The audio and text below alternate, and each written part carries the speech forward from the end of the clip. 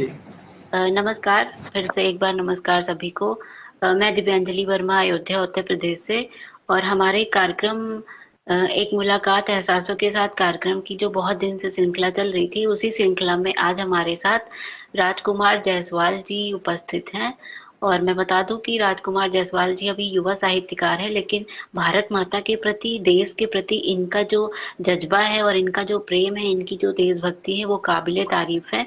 और आज के युवा में ये जो है चीजें जरूरी भी है और लोगों को चाहिए भी। तो मैं तो बहुत ही इनकी तारीफ करती हूँ और मैं तो इनसे बहुत प्रेरणा लेती हूँ, और मैं चाहूंगी कि जो भी लोग हमें देख रहे हैं आज जो है, इनसे बहुत सारी प्रेरणा जरूर लें। और अब हम इनके बारे में और भी बहुत सारी बातें जानेंगे। तो राजकुमार जी, आपका हमारे श्री राम साहित्य सेवा संस्थान के मंच पे स्वागत है। जी, बहुत बहुत धन्यवाद। आपके मंच को मेरा नमन। श्री राम साहित्य सेवा संस्थान अयोध्या के मंच पर जुड़े सभी साहित्य प्रेमियों एवं जो भी मेंबर इस पर जुड़े हुए हैं, सभी को मेरा बहुत बहुत प्रणाम। आपका बहुत बहुत आभार कि इस साक्षात्कार कार्यक्रम में जुड़ने के लिए। और मैं सर्वप्रथम इस मंच को नमन करते हुए, माँ सरस्वती को नमन करते हुए सभी पाठकों का धन्यवाद करूंगा कि जो इस कार्यक्रम पर जुड़ेंगे या बाद में जुड़ करके इस साक्षात्कार को देखेंगे, और इस साक्षात्कार को देख करके वो इससे कुछ ना कुछ सीखेंगे, मेरा ऐसा विश्वास है। बिल्कुल धन्यवाद। बिल्कुल सही कहा आपने। जिस हिसाब से आप इतने, मतलब अभी इतनी छोटी उम्र में आप इतने ज्यादा ही प्रेरणादायक हैं। आपकी कविताएं मैंने पढ़ी हैं जो ज्यादातर भारत माता पे और सनातन धर्म पे होती हैं, तो मुझे बहुत प्रेरणा मिलती है। तो मुझे लगता है कि बाकी लोग भी आपसे बहुत प्रेरणा लेंगे।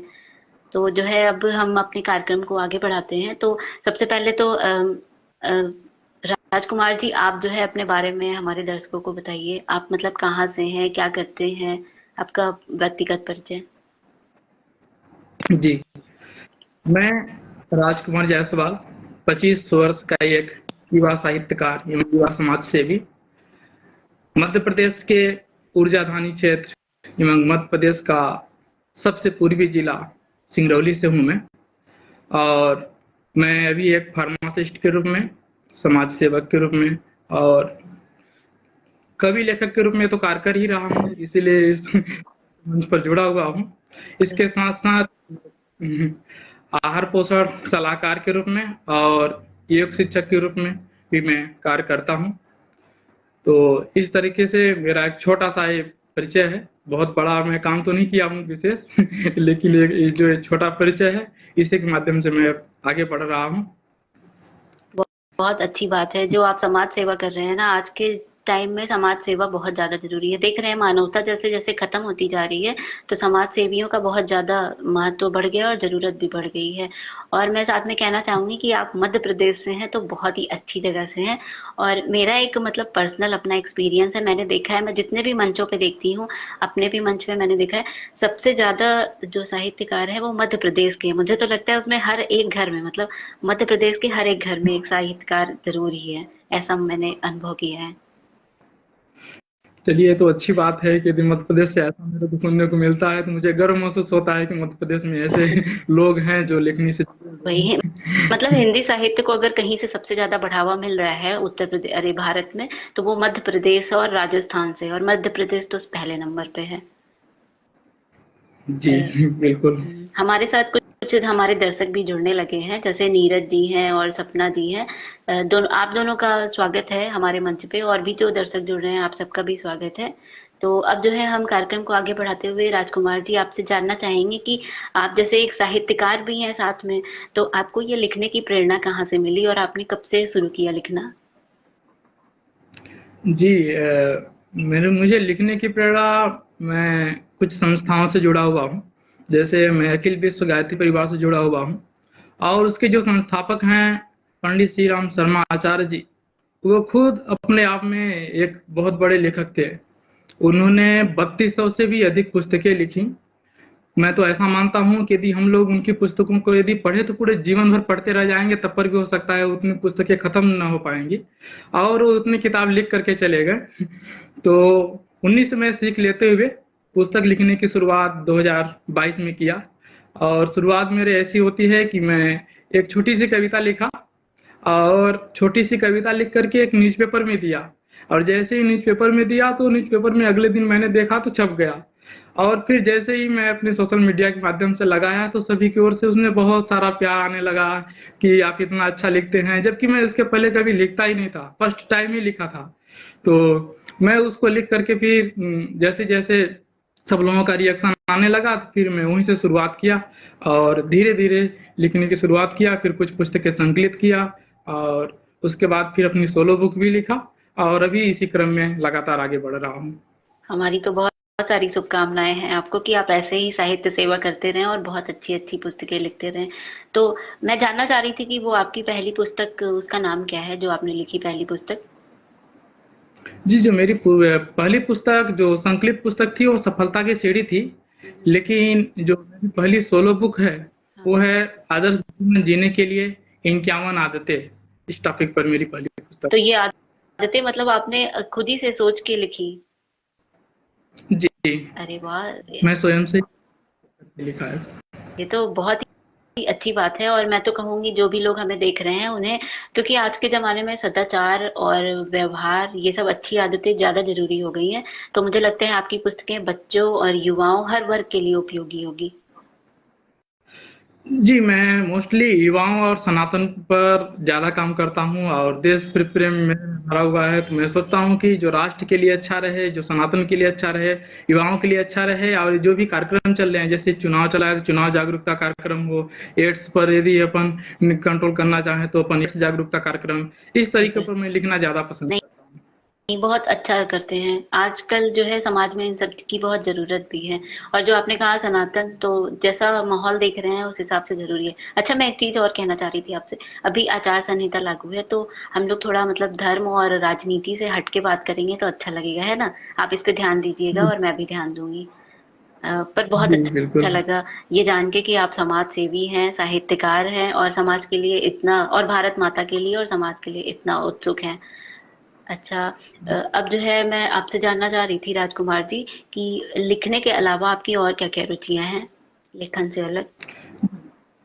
जी, लिखने के अलावा मैं पुस्तकें पढ़ता हूँ। हुँ, पुस्तकें पढ़ना मेरी बहुत बड़ी रुचि है। मैं प्रतिदिन कम से कम आधे घंटे का समय पुस्तक पढ़ने के लिए निकालता रहता हुँ, हूँ हुँ।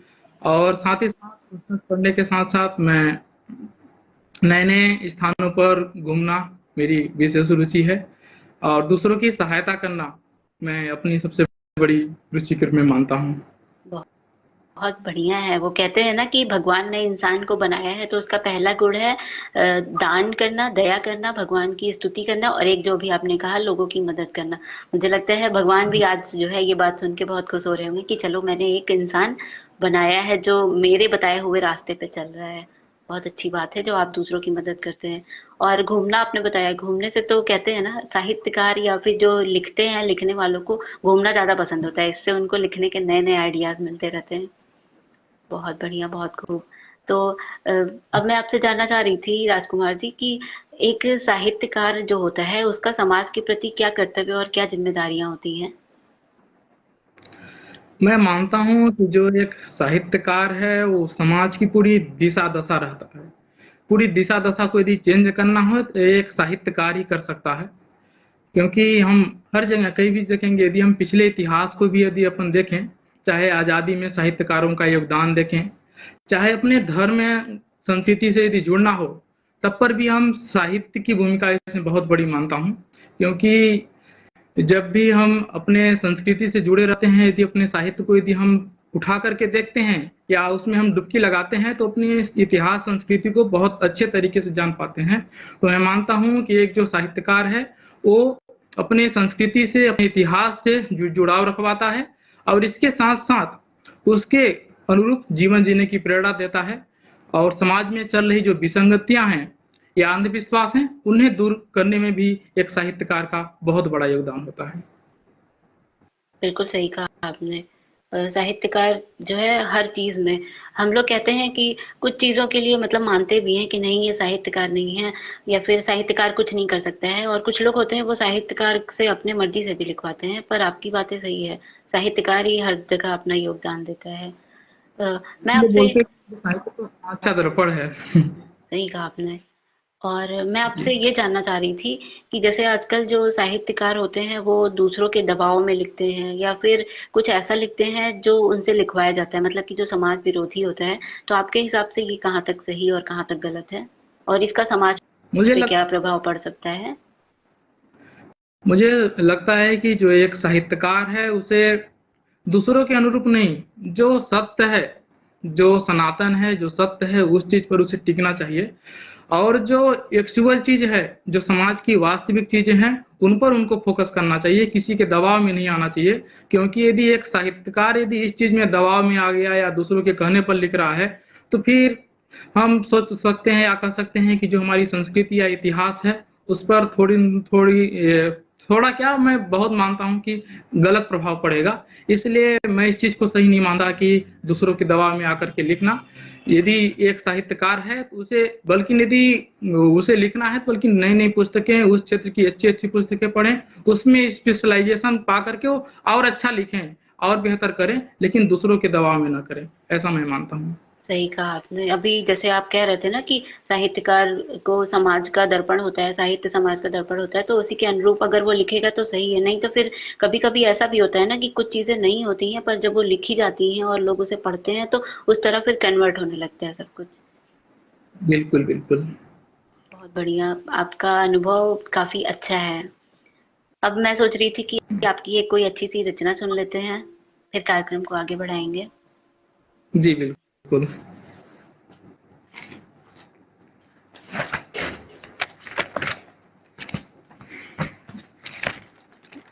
मैं अपनी एक रचना सुनाता हूँ, भगवान श्री कृष्ण पर लिखी हुई एक जी जी, छोटी सी रचना स्वागत है।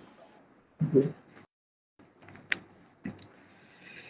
काली अंधियारी रात में, काली अंधियारी रात में, जब जन्मे कृष्ण मुरारी, हर इच्छा पूरी होगी, लीन राधा प्यारी, लीन राधा प्यारी। द्वापर में, द्वापर में जन्मे श्री कृष्ण को, द्वापर में जन्मे श्री कृष्ण को, युग पुरुष का स्थान मिला, कन्हैया श्याम गोपाल केशव, द्वारिकाधीश का नाम मिला, द्वारिकाधीश का नाम मिला। करुणा ज्ञान और प्रेम के ईश्वर, करुणा ज्ञान और प्रेम के ईश्वर, करते सबका कल्याण है, गरीब ब्राह्मण को मित्र बनाकर, करते सबका सम्मान है, करते सबका सम्मान है।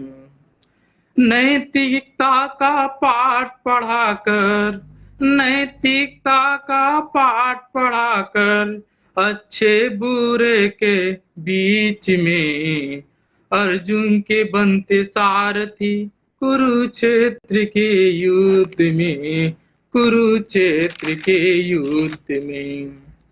कृष्ण अर्जुन की संवाद, कृष्ण अर्जुन की संवाद, भगवत गीता ग्रंथ का रूप लिया, महर्षि वेद व्यास रचित, जीवन जीने का सार दिया, जीवन जीने का सार दिया। कंस के अंत की, कंस के अंत की हो गई तैयारी, वासुदेव देव की धन्य हुए, खुशियां जीवन में पधारी, खुशियां जीवन में पधारी। बाल कृष्ण ने, बाल कृष्ण ने रास रचाए, गाय चरा कर ग्वाला कहलाए, गोवर्धन पर्वत को उठाए, पीले वस्त्र से पीतांबर कहलाए, पीले वस्त्र से पीतांबर कहलाए।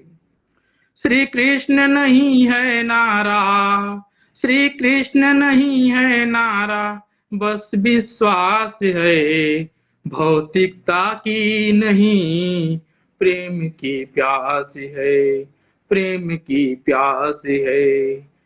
विष्णु के 8वें अवतार, विष्णु के 8वें अवतार, द्वापर की भगवान बने, द्वापर की भगवान बने, श्री कृष्ण निष्काम कर्म योगी, सुसज्जित महान बने, सुसज्जित महान बने, सुसज्जित महान बने। वाह सभी वाह का बहुत बहुत वाह, बहुत बढ़िया। मैं तो यही कहूंगी कि आपने जो है कृष्ण जी को अपनी कविता के माध्यम से उनका शुरू से लेके अंत तक पूरा बता दिया। बहुत सुंदर कविता है। जी आभार।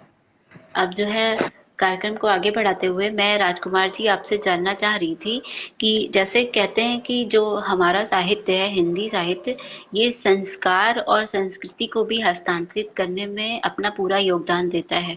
तो आप इस विषय में क्या सोचते हैं? क्या ये सही है या गलत है? ये तो बिल्कुल सही है कि जो साहित्य है वो समाज और संस्कृति को संरक्षित करने में अपना विशेष योगदान देती है, क्योंकि जिस ओर हमारा साहित्य जाएगा, जिस ओर साहित्य की लेखनी जाएगा, उसी ओर हमारा जो समाज है वो जाएगा, उसी ओर हमारी संस्कृति जाएगी।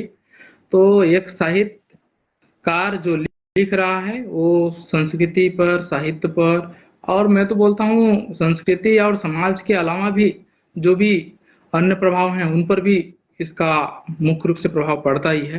तो निश्चित रूप से चाहे हम किसी भी लेखनी का रूप ले सकते हैं, चाहे वो गद्य विधा हो, चाहे पद्य विधा हो, चाहे वो उसके भी अंदर की कोई विधा हो, तो वो संस्कृति और समाज को बिल्कुल एक लगो ले जाने का काम करती है। जैसे अभी आपने बताया ना शुरू में कि आप जो वो कविता आपने जो पुस्तक लिखी है, उस पुस्तक में आपने अच्छी बातें लिखी हैं। आपने बताया ना अच्छे जो गुण होते हैं, अच्छी अच्छी बातें, मतलब क्या बताया था आपने? उनके लिए इनक्यावन आदतें। हाँ, जीवन के लिए अच्छी आदतें, तो वो भी तो अच्छे संस्कार ही हैं जो आगे हस्तांतरित होंगे। तो एक तरह से आपके हिसाब से और मेरे हिसाब से भी यही सही है कि जो हमारा साहित्य है ये अच्छी आदतों का हस्तांतरण करता ही है। कुछ लोग ना ऐसा मानते हैं कि ऐसा नहीं होता है, तो मैं इस बारे में जानना चाह रही थी आपसे बस कि ऐसा होता है कि नहीं होता है, और आपने सही कहा होता है। होता है, और इसीलिए बोला जाता है कि यदि हम पुस्तक पढ़ रहे हैं तो हमें पुस्तक चयन का ध्यान में रखना चाहिए कि हम किस तरीके की पुस्तक पढ़ें। धार्मिक पढ़ेंगे तो हमारे अंदर धार्मिक प्रभाव आएंगे, और यदि अपन ऐसे निगेटिव पुस्तकें पढ़ेंगे तो अपन पर निगेटिव प्रभाव पड़ेगा। तो मैं मानता हूँ कि इसमें जो अपने को चयन करना चाहिए पुस्तकों का, उस पर ज्यादा फोकस करना चाहिए। जो अच्छी पुस्तकें हों, जो हमें जीवन में आगे बढ़ाने वाली पुस्तकें हों, जो धार्मिक हों, जो आध्यात्मिक हों, इस तरीके की पुस्तक जो समाज में काम आए, ऐसी पुस्तकों को पढ़ना चाहिए। जो आपको अन्य किसी ऐसे स्थान पर यदि आप राजनीति में काम आए, तो इन चीजों को पढ़ना चाहिए। तो क्योंकि स्थानांतरण तो होना जरूरी है और होना भी चाहिए, तो उसके लिए हमें सतर्क रहना चाहिए कि हम ऐसी पुस्तकें पढ़ें जो हमारे काम की हो, दूसरों के काम की नहीं। सही कहा आपने, व्यक्तित्व विकास जो करे या फिर अच्छी आदतें जो बताए वही पुस्तक पढ़नी चाहिए। बहुत सही बात बताई है आपने। अब राजकुमार जी मैं आपसे जानना चाह रही थी कि आपकी जो है आपकी मतलब सबसे मनपसंद विधा कौन सी है जिसमें आप लिखना पसंद करते हैं, और आपका टॉपिक भी? मैं मैं मुख्य रूप से कविता लिखने का प्रयास करता हूँ। हालांकि लिखने के लिए तो अन्य भी लिखता हूँ, लेकिन जो सबसे पसंदीदा है वो कविता है। कविता फॉर्म में वो पोएट्री भले मतलब एक फॉर्म में कविता ना हो, लेकिन एक प्रकार से हम बोल सकते हैं मुक्तक कविता। अच्छा। और मेरा विषय है वो समाज है, और मुख्य रूप से युवा है, और राष्ट्र है, और सनातन है। मैं इन्हीं पर ज्यादा लिखने की कोशिश करता हूँ। बहुत बढ़िया है। मैं आपकी इन्हीं चीजों से बहुत ज्यादा प्रभावित रहती हूँ, और कभी कभी आपकी कविताएं पढ़ के मैं भी प्रेरणा लेती हूँ कि आपकी तरह मैं भी जो है अच्छी समाज सेवी या अच्छी जो है साहित्यकार बनूं। आप मतलब इतनी सी उम्र में भी आप बहुत अच्छी प्रेरणा देते हैं लोगों को। अभी हम आपका एक मुक्तक, आपने बताया ना कि आपको मुक्तक लिखना बहुत पसंद है, अभी हम आपका एक मुक्तक सुनेंगे। अब मैं आपसे जानना चाह रही थी कि जो साहित्य है, मतलब हिंदी साहित्य को बढ़ाने में, हिंदी साहित्य को बढ़ावा देने में हम लोग का कितना योगदान आज के समय में हो रहा है, और इसे कितना और जो है आगे मतलब लोगों को प्रेरित करना चाहिए? मैं मानता हूँ कि जो हिंदी साहित्य है, आज तो योगदान है ही है, प्राचीन काल से ही हिंदी साहित्य का योगदान है। यदि हम अपनी संस्कृति से जुड़े हुए हैं, यदि हम अपने सनातन से जुड़े हुए हैं, तो साहित्य का ही प्रभाव है। और यदि हम आज यदि उस परिस्थिति के अनुसार हम तो ऐसा मानते हैं कि आजकल जो हम लोग लिख रहे हैं और जो प्राचीन काल में लिखा गया है, जैसे वेद पुराण को अपन उठा करके देखते हैं, गीता को उठा करके देखते हैं, तो आजकल हम बहुत कम लिख रहे हैं, बिल्कुल। उस चीज पर नहीं पहुंच पा रहे। और उन्हीं चीजों से हम अपन सीख रहे हैं, और उन्हीं से आजकल तो रिसर्च भी उसी को देख करके हो रहा है, उसी को पढ़ करके समझ करके हो रहा है। तो जिस तरीके से वो हमारे रिसर्च में अभी काम आ रहा है, तो निश्चित तौर पर यदि अभी हम जो लिख रहे हैं, यदि हम समाज की अच्छाई के बारे में लिख रहे हैं, या राष्ट्र को आगे बढ़ाने के रूप में लिख रहे हैं, या मान लीजिए अभी 2024 चल रहा है, अभी हम पहले से ही किसी भविष्य के बारे में लिखें, 2047 का भारत कैसा हो, इस पर लिखें, तो निश्चित रूप से कहीं ना कहीं हमारे लिए लाभदायक होगा और हमारे संस्कृति को आगे बढ़ाने के लिए स्पीड देगा। तो मैं मानता हूं कि जो एक वर्तमान की जो साहित्य है, यदि उसको हम सही तरीके से लिखें और सही दिशा में यदि ले जाएं, तो हम बहुत जल्दी आगे बढ़ सकते हैं। जैसे हमारी भारत पहले विश्व गुरु रहा है, तो उसी पुनः विश्व गुरु भारत बने, और इसमें भी बहुत बड़ा योगदान आ जाएगा। और अब तो मैं मानता हूँ सुपर पावर भारत बने, सुपर पावर बनने में भी साहित्य का बहुत बड़ा योगदान हो सकता है। तो ऐसा अपन लिखें, ऐसा करें, और सबसे ऐसा मेरा आग्रह है कि ऐसा सभी लिखें कि 2047 का भारत अपना विकसित भारत। बहुत बढ़िया बात कही आपने, तो दिल खुश कर दिया। और अभी जो आपने कहा ना, भारत हमारा विश्व गुरु है, तो इस बारे में ना कभी कभी मैं सोचती हूँ कि अगर भारत हमारा विश्व गुरु है, तो भारत की भाषा जो है हिंदी राष्ट्रभाषा, ये भी तो विश्व की भाषा हो सकती है ना, इंग्लिश के साथ साथ। बिल्कुल बिल्कुल, ये तो मैं मानता हूँ जो हिंदी है, तो क्योंकि जो हिंदी है वो हर किसी के चेतना का, या हर किसी के सोच का, या हर किसी के आशा का है। यदि हम स्वयं पशु पक्षियों को भी देखें, तो हिंदी ही ज्यादा मतलब समझ पाते हैं, इंग्लिश से बोले तो उन्हें समझ ही नहीं आएगा। सही तो बात। हिंदी को बहुत महत्व मानता हूँ, और हिंदी पर लिखी एक छोटी सी मेरी कविता भी है, शायद मैं उसको कविता या कुछ लाइनें में बोल सकता हूँ, चाहे यदि अनुमति हो तो मैं सुना जी दूँ जी, उसको। स्वागत है, सुनाइए। जी।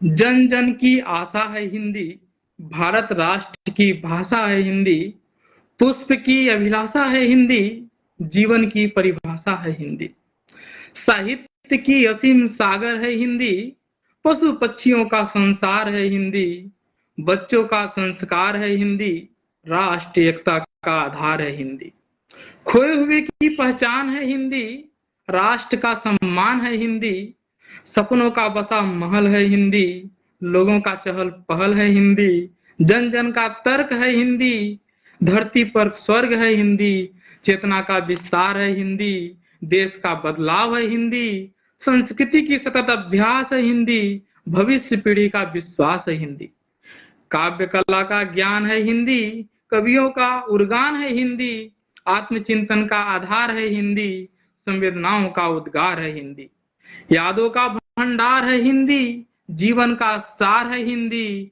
जन जन की आवाज है हिंदी, राष्ट्रभाषा की मांग है हिंदी, दिशाहीन को दिशा देती, ऐसा सर्वशक्तिमान है हिंदी, ऐसा सर्वशक्तिमान है हिंदी। वाह! इसी पे मैं अपनी जो है 3 लाइन प्रकट करती हूँ कि हिंदी कोई भाषा नहीं, ये तो वो प्यार है जो मेरी माँ मुझे बचपन में लोरियाँ गा के सुनाया करती थी, है ना? देखिए हम लोग हिंदी, आपने बहुत अच्छा लिखा है हिंदी पे, और मैं ये भी कहूँगी कि हिंदी सच में हम लोग के लिए कोई भाषा नहीं है, हिंदी तो हम लोग के लिए प्यार है। हम लोग हर चीज़ नरमी प्यार से सुनाना, या फिर कोई चीज़ माँग के देना, दुलार करना, सब हिंदी है, हम लोग के लिए वही है। सब कुछ हिंदी है, इसी तो मैंने लास्ट में बोला, सर्वशक्तिमान है वाह! हिंदी। आपकी कविता तो काबिले तारीफ है, बहुत बढ़िया। तो जो जी है हाँ। राजकुमार जी, अब मैं आपसे जानना चाह रही थी कि जैसे आपको लिखते हुए काफी टाइम हो गया है, तो आप हमारे दर्शकों के लिए कुछ टिप्स देना चाहेंगे, लेखन टिप्स, जिससे वो अपने जो है साहित्य को और तेजी से लिख सके। जी, मुझे तो लगता है कि जिस भी क्षेत्र में आगे बढ़ना हो, यदि यहाँ पर हम साहित्य की बात कर रहे हैं तो साहित्य को ही ले लें। जिस भी क्षेत्र में आगे बढ़ना हो, तो सबसे पहले हमें उस क्षेत्र की कम से कम 4-5 पुस्तकें पढ़नी चाहिए। क्योंकि यदि हम जिस चीज़ में या जिस क्षेत्र में आगे बढ़ रहे हैं, यदि उस क्षेत्र के बारे में हमें नॉलेज नहीं है, तो हम जो सही आउटपुट होगा वो नहीं दे पाएँगे। तो सही आउटपुट देने के लिए ज़रूरी हो जाता है कि उस क्षेत्र की कम से कम 4-5 पुस्तकें अच्छे से पढ़ें। और उसके साथ-साथ हम ऐसा भी कर सकते हैं कि जो हमारे आसपास की जो चीज़ें हैं, जैसे सोशल मीडिया पर यदि हम गूगल पर सर्च कर लें, उस क्षेत्र में बहुत बड़े क्या बदलाव आ रहे हैं या उस क्षेत्र की क्या चीज़ें चल रही हैं अभी, अन्य सोशल मीडिया पर ऐसा देख सकते हैं। और जो नए लोग हैं, उनके लिए तो मैं मानता हूँ कि डायरी लिखने से शुरुआत करनी चाहिए। यदि वो डायरी लिखना शुरू करते हैं, तो उसमें कुछ भी लिख सकते हैं, भले वो लेखक ना हों। वो अपने विचार लिख सकते हैं, अपने सुख-दुःख लिख सकते हैं, अपने परिवार के बारे में लिख सकते हैं, अपने दिन भर के कार्य लिख सकते हैं या अपने भविष्य की चिंता लिख सकते हैं, अपने भविष्य की जो लक्ष्य है उसको लिख सकते हैं, कुछ भी लिख सकते हैं। तो डायरी लेखन से उन्हें शुरुआत कर देना चाहिए और मैं मानता हूँ कि कोई भी इसीलिए साहित्यकार बन सकता है, लिखने की शुरुआत अगर डायरी से करे, तो बहुत अच्छा रहेगा। सही कहा आपने। बहुत अच्छी जो है सीख दी है, बहुत अच्छा टिप्स दिया है। वो कहते हैं ना कि जो एक परफेक्शन आता है वो धीरे-धीरे ही आता है। कोई मतलब एकदम से अचानक से बड़ा साहित्यकार नहीं बन सकता है। और किसी को अगर दिक्कत आ रही है वो पहले धीरे-धीरे लिखना शुरू करे, फिर लास्ट में तो उसे लिखना आ ही जाएगा।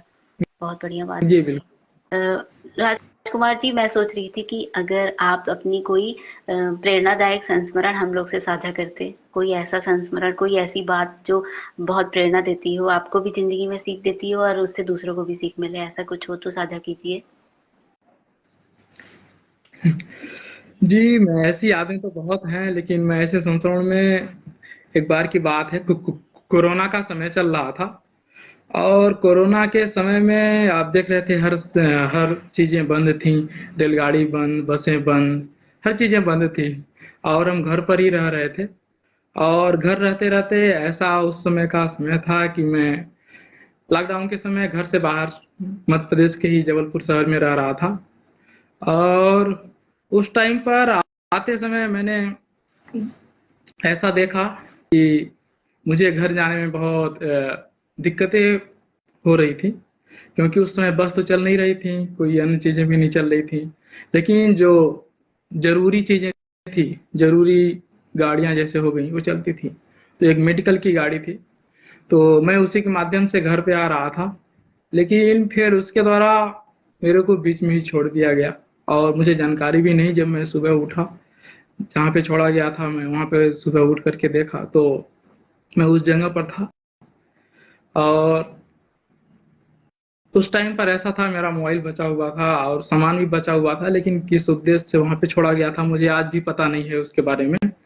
जब मुझे वहाँ पे छोड़ दिया गया, फिर मैंने देखा कि अब मेरे को घर जाना है, नई चीज़ें देखनी है, फिर मैं एक होटल का सहारा लिया और उस होटल पर जब मैं गया तो अपने बारे में बताया, फिर अपने बारे में बता कर के रुका, रुकने के लिए स्थान भी मिला वहाँ पे और दुर्भाग्य से वहाँ पे ऐसा होता है कि जो बादल की गर्जना होती है, उसकी गर्जना होती है बहुत तेज आवाज़ से और मेरा मोबाइल गिर जाता है और मैं भी गिर जाता हूँ वहाँ पे। मेरे मोबाइल की डिस्प्ले फूट जाता है और उस समय मुझे लगता है कि मेरे पास फिर जो पैसे भी थे वो मोबाइल में थे, तो मेरे लिए एक परेशानी का कारण बन रहा था वहाँ पे। लेकिन बोलते हैं कि जब कोई नहीं होता तो उस टाइम पर भगवान होते हैं। तो एक व्यक्ति मेरे पास आता है और वो अपने आप सब कुछ पूछता है, फिर मैं उसको सब अपनी चीज़ें बताता हूँ, फिर वहाँ के एडीएम से मिलता है, फिर वहाँ से मेरे को सहायता मिलती है और वहाँ से सहायता मिलने के बाद फिर एक व्यक्ति दूसरा व्यक्ति मिलता है, वो भी मुझे पहुँचाने के लिए मतलब पहले से ही मैं उसे कोई आग्रह नहीं किया, कोई कुछ ऐसा मैं बोला नहीं कि मेरे को मेरे घर तक पहुँचा दीजिए, फिर भी उसने अपने मन से उस क्षेत्र में पहुँचाने के लिए तो वो जब बोलता है, तो मुझे वो दिमाग में आ जाता है कि जब दूसरा व्यक्ति जो अनजान व्यक्ति है, जो मेरे को जब सहायता कर सकता है, तो मेरे को भी ऐसा करना चाहिए, दूसरों को सहायता करना चाहिए और इसीलिए मैं सहायता करता रहता हूँ और इस चीज़ से मुझे आत्मसंतुष्टि मिलती है। मैं मानता हूँ कि जो ये सहायता है, मुझे दूसरों को सहायता देने के लिए पैदा करती है, तो निश्चित रूप से दूसरों को सहायता करनी चाहिए। बहुत ही अच्छी बात बताई और मैं एक चीज़ कहना चाहूँगी कि मुझे लगता है आप जो ये इतना धार्मिक और भगवान भक्ति करते हैं, लगता है उस दिन आपको भगवान ही मिलने आए थे। आप बस उन्हें पहचान नहीं पाए थोड़ा-सा क्योंकि और ऐसा मेरे पास पता नहीं कितने बार हो चुका है, ऐसा मैं कई बार प्रैक्टिकल में देखा हूँ कि मैं सहायता उनसे मांगा ही नहीं, फिर भी वो सहायता और ऐसा नहीं कि वो जैसे मैं कहीं पे जा रहा हूँ और वो वहां पे जा नहीं रहे हैं, फिर भी वो अपने आप कुछ करके आपको मैं वहां पहुंचा दूं। मैं मानता हूँ कि ये सब भगवान का ही है। बिल्कुल भगवान का ही है, आपकी भक्ति बहुत सच्ची है, मुझे लगता है भगवान आपसे प्रसन्न हो गए हैं। मैं अक्सर इस तरह के सीरियल्स देखती रहती हूँ पुराने, जो सच पे आधारित है, मतलब कैसे भगवान आके मदद करते हैं इन सब पे।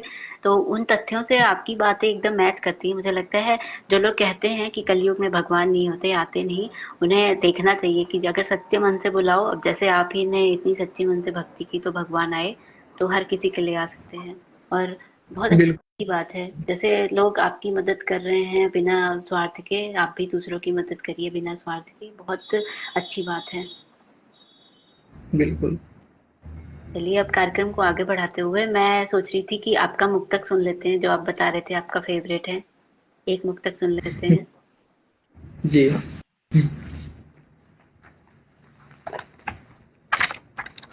मैं अपने एक पुस्तक से ही, जो अपनी आदर्श जीवन जीने के लिए 51 आदतें हैं, उसी पुस्तक से मैं जी जी, स्वागत है।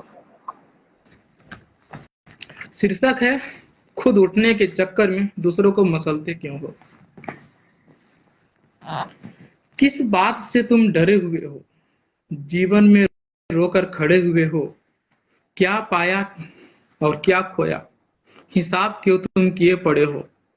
सपने देखते तुम बड़े बड़े हो, बहाने बनाते तुम कड़े कड़े हो, सफलता पाना तुम तुरंत चाहते हो, फिर सीढ़ियों से तुम मुकर क्यों जाते हो।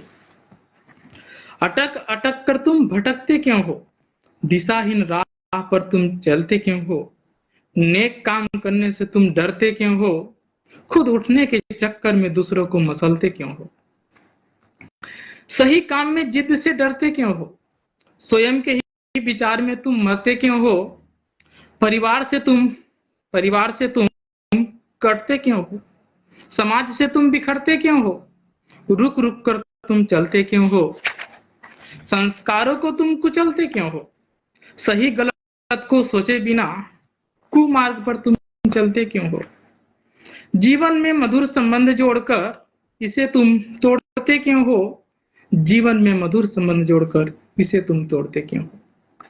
जी धन्यवाद सभी बहुत साथियों का जो जुड़े हुए। बहुत बढ़िया लिखा आपने, बहुत अच्छी बात कही, काफी काबिले तारीफ थी आपकी कविता। और आजकल जो लोग है ना, ऐसे ही काम कर रहे हैं और डरते भी हैं, तो उन लोग के लिए ये कविता, मुझे लगता है उन लोग को ही ध्यान में रख के आपने ये लिखा है कि जो लोग डरते भी हैं और बढ़ने से डरते हैं, मतलब गलत काम करते हैं। बढ़िया लिखा है। जी बिल्कुल। अम, अब जो है राजकुमार जी, मैं आपसे जानना चाह रही थी कि जैसे कुछ लोग होते हैं आजकल जो मतलब कि अच्छे जब साहित्यकार बन जाते हैं, जैसे कुछ लोग होते हैं उनको काफी जल्दी सफलता मिल जाती है, तो वो लोग फिर दूसरों की पुस्तकें नहीं पढ़ते हैं।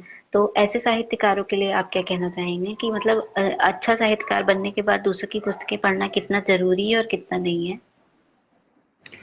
मुझे लगता है कि एक साहित्यकार बनने के बाद भी, और एक अच्छा साहित्यकार बनने के बाद भी, दूसरों की पुस्तकें तो जरूर पढ़ना चाहिए। क्योंकि जब हम दूसरों की पुस्तकों को पढ़ेंगे, तब हम उनके भावों को जान पाएंगे, और जो समाज में मांग है उन मांग को जान पाएंगे। और उसके साथ साथ यदि हम दूसरों के पुस्तकों के पढ़ते हैं, तो अपने अंदर जो सुधार करने की संभावना रहती है, उस चीज को हम कर सकते हैं। तो अपने सुधार के लिए और अपने लेखनी को और आगे बढ़ाने के लिए दूसरों के पुस्तकें पढ़ने हमारे लिए जरूरी है। तो मैं ऐसा मानता हूँ कि दूसरों की पुस्तकें पढ़नी चाहिए, अपने आप में सुधार करने के लिए और अपनी लेखनी को और श्रेष्ठ बनाने के लिए। बिल्कुल सही कहा आपने। वो कहते हैं ना कि अगर इंसान पढ़ता नहीं है तो चाहे जितना बड़ा साहित्यकार क्यों ना बन जाए या कितना भी उसे सम्मान मिल जाए, लेकिन वो जो कुएं का मेढक, एक हम लोग सुने हैं, कुएं का मेढक होता है, वो वही बन के रह जाता है। और पढ़ने पढ़ने से फिर उसका ज्ञान में विस्तार होता है। बहुत बढ़िया बात बताई आपने। तब क्योंकि पूरा जो राज है वो किताबों में ही पड़ा हुआ है।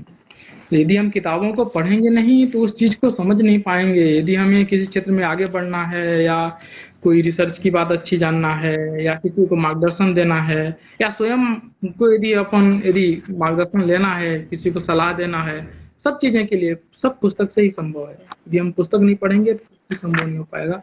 इसलिए मेरा तो सभी से आग्रह रहता है कि कम से कम पुस्तक, यदि आप लिख भी रहे हैं और नहीं भी लिख रहे हैं, फिर भी 15 से 20 मिनट 30 मिनट का समय पुस्तक पढ़ने के लिए जरूर निकालना चाहिए। सही कहा आपने। मैं तो पता है मेरा तो मतलब मैं बच्चों को पढ़ाती हूँ तो मैं तो बच्चों से यही कहती हूँ कि तुम लोग सही चीज पढ़ो और जितनी भी पुस्तकें कोर्स की हैं कुछ नहीं मिल रहा है अभी, चलो कॉमिक नहीं मिल रही है तो अपनी पुस्तकें ही पढ़ डालो। इससे क्या होगा कि एक तो याद हो जाएगी सारी चीजें, ज्ञान का विस्तार भी होगा। और दुनिया में तो अभी इतनी ज्यादा पुस्तक मतलब इतनी ज्यादा पुस्तकें हैं कि मुझे लगता है कि एक जीवन एक इंसान के लिए कम पड़ने वाला है, तो जितना ज्यादा इंसान पुस्तक पढ़ के ज्ञान प्राप्त कर ले वही बहुत सही है। वो कहते हैं ना ज्ञान प्राप्ति का एक एक इकलौता माध्यम जो है वो पुस्तकें ही हैं बस। बिल्कुल बिल्कुल, पुस्तक पढ़ने की अच्छी आदत बनानी ही चाहिए। इसके बिल्कुल दूर ही रहेंगे बहुत सारी चीजों से, बहुत सारी जो हमारी पहुंच हो सकती है उससे हम दूर ही रहेंगे। सही कहा आपने। अच्छा राजकुमार जी, अब मैं जानना चाह रही थी आपसे कि अब तक आपको कितनी जो है साहित्य के क्षेत्र में कितनी सारी उपलब्धियां और कितने सारे मतलब प्रमाण पत्र वगैरह मिल चुके हैं, और इसमें से सबसे आपका सबसे मनपसंद कौन सा था जो आपको सबसे अच्छा सम्मान लगा या जो आपको सबसे अच्छा प्रमाण पत्र लगा? मेरे को यदि हम सम्मान के रूप में देखें तो आजकल तो पुस्तकें लिखते समय जैसे ही हम एक रचनाएं लिख देते हैं तो एक सम्मान अपने आप को मिल जाता है। और मैं मानता हूँ कि वो सम्मान मेरे को ज़्यादा पसंद है लोगों की जो लोगों के प्यार मिलते हैं, जो लोगों के हमारे लिए आशीर्वाद मिलते हैं, उन सम्मान को मैं ज़्यादा मानता हूँ। फिर भी आपने सम्मान का उल्लेख किया तो जो सम्मान मिले हुए हैं जैसे स्वामी विवेकानंद राष्ट्रीय पुरस्कार 2023 का मुझे मिला, और इसके अलावा राष्ट्रीय गौरव पुरस्कार मिला, राष्ट्रीय प्रतिष्ठा पुरस्कार मिला, इंडियन आइकन अवार्ड मिला, जनसेवक सम्मान मिला, श्रेष्ठ लेखन सम्मान भी मिला।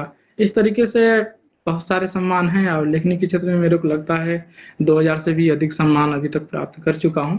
तो ये जो सभी सम्मान है अपने आप में, हालांकि इनकी भी अपने आप में एक स्थान है। यदि हम कुछ कर रहे हैं तो मिलना ही चाहिए, और यदि मिल रहा है तो उसे हमें एक्सेप्ट भी करना चाहिए। फिर भी जो लोगों का प्यार मिलता है, जो मेरा आशीर्वाद मिलता है, मैं इस सम्मान से भी ज्यादा श्रेष्ठ उस सम्मान को मानता हूँ। और इसमें जो आपने पूछा कि सबसे अच्छा पुरस्कार इसमें से कौन सा है, तो मैं स्वामी विवेकानंद जो राष्ट्रीय पुरस्कार 2023 है उसको मैं सबसे मतलब पसंदीदा मानता हूँ। चलिए अच्छी बात है, बहुत बहुत हमारी तरफ से बहुत सारी शुभकामनाएं और बहुत बधाई आपको इतने सारे सम्मान जो मिले हैं, और मैं चाहूंगी कि आगे भी ऐसे ही मिलते रहें। और मैं ये भी कहना चाहूंगी कि जो हमें सम्मान मिलते हैं ना, जो मतलब आप लोग को साहित्यकारों को तो कोई कविता लिखी, कोई रचना लिखी, कुछ लिखा तो उसके बदले में तो उससे एक होता है ना कि हम लोग का उत्साहवर्धन होता है कि इतनी मेहनत करी हमने, इतना अच्छा लिखा, अपने मन से लिखा, दिल से लिखा, तो जब मिल जाता है उसके प्रति उसके लिए सम्मान तो दिल खुश हो जाता है कि चलो अगली बार फिर से लिखेंगे और अच्छा लिखेंगे। और नहीं मिलता है तो लगता है छोड़ो, इतनी मेहनत की है, कुछ मिला नहीं है, किसी ने ध्यान नहीं दिया, अब नहीं लिखते हैं। ये मेरा पर्सनल बहुत सही, एक्सपीरियंस है, तो मुझे लगता है कि सब ऐसा ही सोचते होंगे। बिल्कुल बिल्कुल, बहुत सही कहा आपने। मिलना ही चाहिए यदि, क्योंकि जिस क्षेत्र में अपन काम कर रहे हैं यदि उस क्षेत्र में पुरस्कार मिल रहा है तो हमारे काम की जो गति रहती है उसमें और स्पीड बढ़ जाती है उसकी। खुश हम उसको और अच्छा करने का प्रयास करते हैं और उसमें हम अपने आप को श्रेष्ठ पाते हैं, और तो ये जरूरी है। मन भी खुश हो जाता है ना। एक कहते हैं ना कि जैसे बच्चे कुछ काम करते हैं अच्छा, तो उनको एक अगर कह दिया जाए कि वाह बेटा बहुत अच्छा काम किया है, तो जैसे बच्चे खुश हो जाते हैं, वैसे ही चाहे हम लोग जितने बड़े हो जाएं पर अपना एक मन होता है वो खुश हो जाता है कि चलो देखो तारीफ मिल गई और अच्छा लिखेंगे। परिश्रम का फल मिल जाता है एक प्रकार से कहें उनको तो। सही कहा आपने, बहुत अच्छा लगा। तो जो है सॉरी सॉरी विचार क्रांति ही मुझे याद रहता है आपका जो टाइटल है लास्ट वाला। अ, आप ये इस बारे में भी बताइए, ये विचार क्रांति आपके नाम में कैसे आया, किसने दिया? विचार क्रांति किसी ने दिया नहीं, मैं विचारों को जैसे ही मैं पहले डायरी में लिखता था, छोटे छोटे विचार लिखता था, और छोटे छोटे विचार लिखते लिखते मेरी डायरी भर जाती थी, दूसरों के विचार लिखता था, हम्म। कोई पढ़ता था सारे विचार लिखे हुए हो, विचारों की क्रांति करनी है क्या? अच्छा। फिर कुछ लोग विचार क्रांति बोलने लगे, भले वो मेरे विचार नहीं थे लेकिन विचार क्रांति बोलना शुरू कर दिए। फिर मैं अपने नाम के अंतिम में फिर विचार क्रांति स्वयं से ही जोड़ा, और अब उसी को विचार क्रांति नाम में भी लिखने लगा, राजकुमार जायसवाल विचार क्रांति। अच्छा, तो ये यहाँ से आया है, नहीं बहुत सही है, अब मैं समझ गई। अच्छी बात है। अगर देखिए हमें लगता है आप बचपन से ही विचार लिख रहे थे इसी वजह से, और अच्छे विचार लिख रहे थे इसी वजह से आप में जो अच्छी आदतें हैं, अच्छे विचार हैं, अच्छे गुण हैं वो विकसित हुए हैं। बिल्कुल, मैं तो मानता हूँ कि जो विचार हैं हमारी आदत में आते हैं और वही आदत हमारे संस्कार बन जाते हैं, तो हमारे कार्य भी बन जाते हैं और उस क्षेत्र में हम आगे बढ़ते हैं। तो हमारे विचारों का ही सबसे बड़ा प्रभाव रहता है, इसलिए मैं हमेशा बोलता हूँ कि हमें पॉजिटिव सोचते रहना चाहिए, क्योंकि यदि हम नेगेटिव सोचे तो नेगेटिव विचार आए तो हमारा आदत जो है नेगेटिव बनेगा, फिर हम नेगेटिव आदतों में फँस जाएँगे। तो उससे बेहतर है कि हम पॉजिटिव रहें, बी पॉजिटिव। बहुत सही बात कही है आपने। बहुत अच्छी सीख दी है। आज के ज़माने में ये सब बहुत ज़रूरी है। देखिए जिस हिसाब से समाज बदल रहा है, बच्चे बदल रहे हैं, उनकी पुस्तकों में पता नहीं क्या पढ़ाया जा रहा है, सही शिक्षा दी नहीं जा रही। तो उस लिए जो है अब माँ-बाप का या जो भी साहित्यकार हैं, हम ही लोग का ये कर्तव्य हो गया है कि समाज को एक सही दिशा दें, उन्हें अच्छी चीज़ें सिखाएँ, अच्छी चीज़ें बताएँ। अ, बिल्कुल, बिल्कुल। अब राजकुमार जी आपकी एक और कोई अच्छी-सी कविता सुन लेते हैं। जी, बिल्कुल।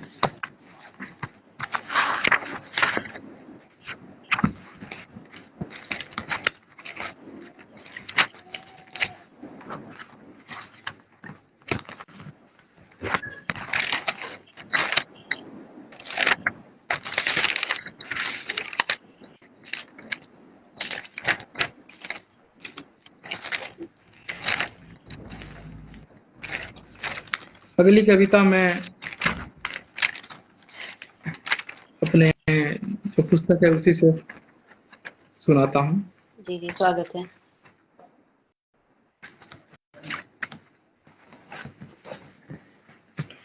काम अभी और आज करो इस शीर्षक पर है। काम अभी और आज करो।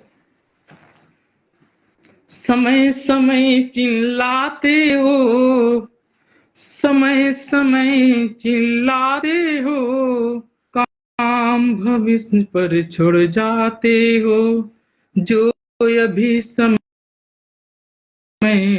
चले रहा है, इसे क्यों नहीं जी पाते हो, इसे क्यों जी पाते हो।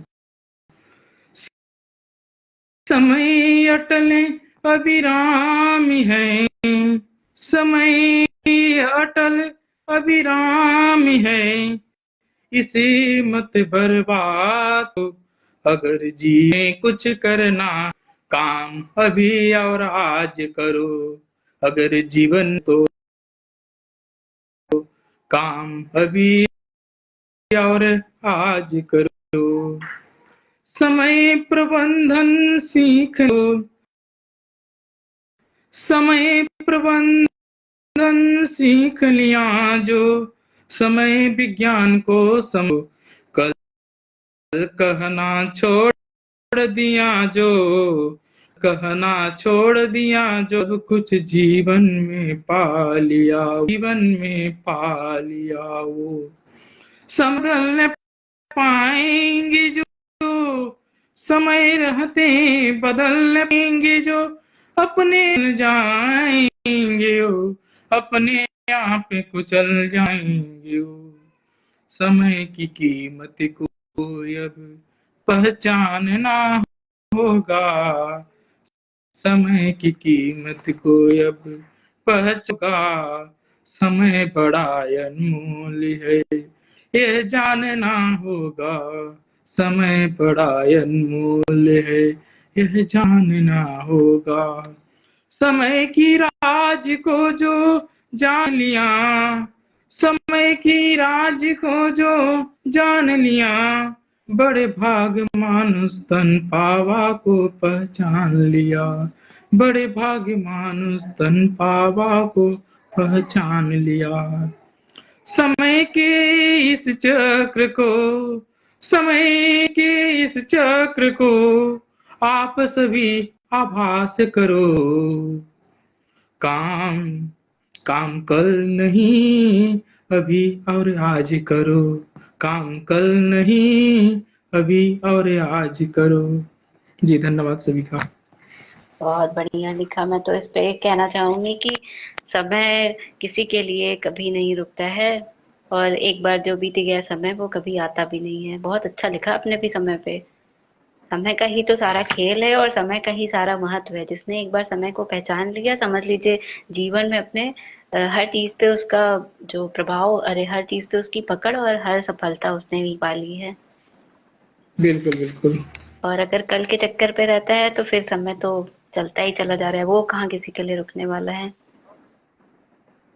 तो बिल्कुल अब जो है बिल्कुल सही बात है। राजकुमार जी, अब जो है राजकुमार जी, हम कार्यक्रम को यहीं खत्म करते हैं। अब मैं आपसे जानना चाह रही थी कि आपको हमारे श्री राम साहित्य सेवा संस्थान मंच से जुड़ के कैसा लग रहा है?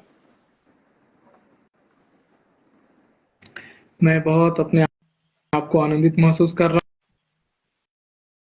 हूँ श्री राम सेवा साहित्य संस्थान से जुड़ करके, और दूसरों से भी आग्रह करता हूँ कि जो श्री राम सेवा साहित्य संस्थान है उससे जुड़े।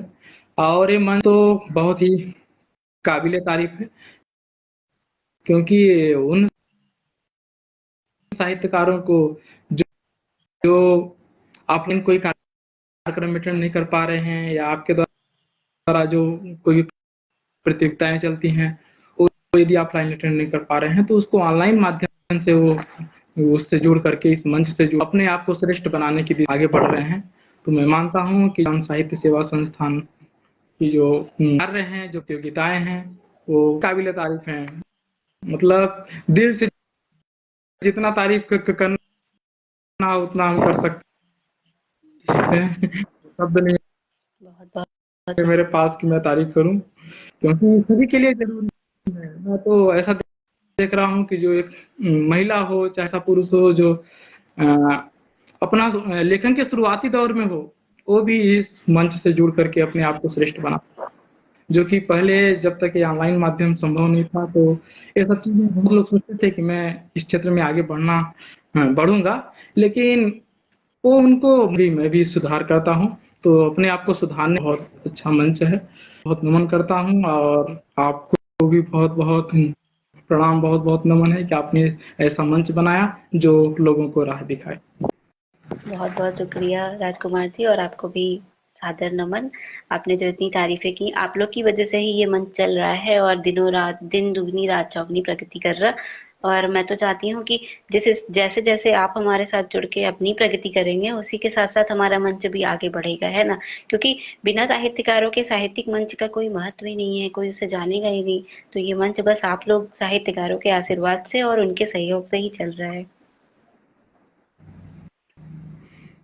तो बहुत अच्छा लगा जी बहुत राजकुमार अच्छा। जी। अब जो है हम कार्यक्रम को यहीं खत्म जी करते हैं। बोलिए, आप बोल लीजिए, फिर हम खत्म करते हैं। जी बहुत बहुत धन्यवाद आपका, बहुत बहुत धन्यवाद मंच का, बहुत बहुत धन्यवाद, और मंच पर जुड़े हुए सभी साथियों का, साहित्य प्रेमियों का जी, बहुत बहुत तो धन्यवाद। जी आज का हमारा कार्यक्रम यहीं खत्म होता है। और आज बहुत अच्छा लगा हमें राजकुमार जी से मिलके, उनके बारे में अच्छी अच्छी बातें जान के।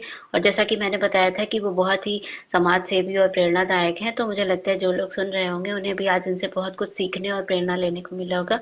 अब राजकुमार जी, हम आपसे विदा चाहेंगे। जय श्री राम। जी, जय श्री राम, सभी को जय श्री राम।